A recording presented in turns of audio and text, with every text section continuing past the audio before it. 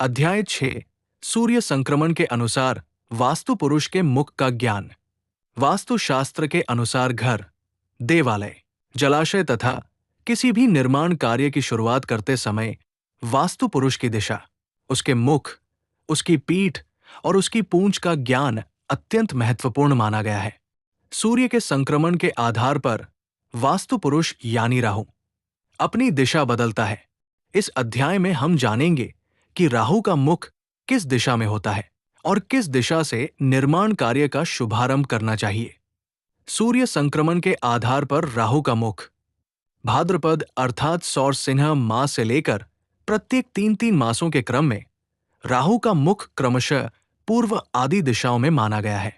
जिस दिशा में राहु का मुख स्थित हो उसी दिशा में गृह का मुख्य द्वार रखना शुभ कहा गया है। शास्त्रों में स्पष्ट कहा गया है कि यदि राहु के मुख की विपरीत दिशा में प्रवेश द्वार बना दिया जाए तो भविष्य में दुख, शोक और भय उत्पन्न होता है। निर्माण के प्रकार के अनुसार राहु मुख की गणना।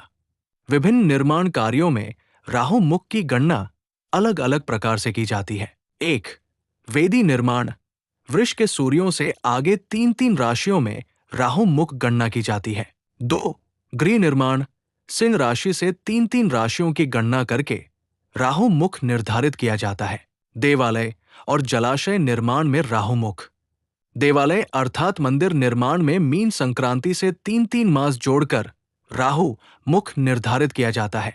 इसी प्रकार जलाशय या तालाब निर्माण में मकर राशि से 3-3 मास आगे की गणना करके राहु मुख का विचार किया जाता है।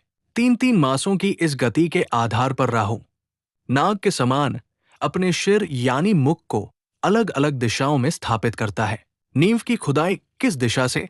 भाद्रपद जैसे महीनों में वास्तु पुरुष अपने वाम पार्श्व में रिक्त स्थान छोड़ता है। उसी रिक्त स्थान से निर्माण कार्य या खनन कार्य की शुरुआत शुभ मानी गई है। राहु ईशान यानी उत्तर पूर्व कोण से सहार क्रम में उल्टा चलता है। अशुभ दिशा से बचाव।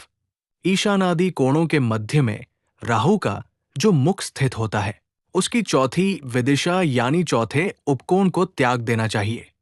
यदि इस दिशा में निर्माण आरंभ किया जाए तो परिणाम अशुभ हो सकते हैं।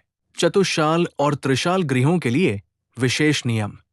यदि भवन चतुष्शाल या त्रिशाल संरचना में बने तो राहु मुख विचार और नक्षत्र शुद्धि का विशेष ध्यान रखना आवश्यक है। विमर्श, व्यावहारिक समझ। वास्तुशास्त्र के अनुसार नींव खोदने की दिशा अत्यंत गंभीर विषय है।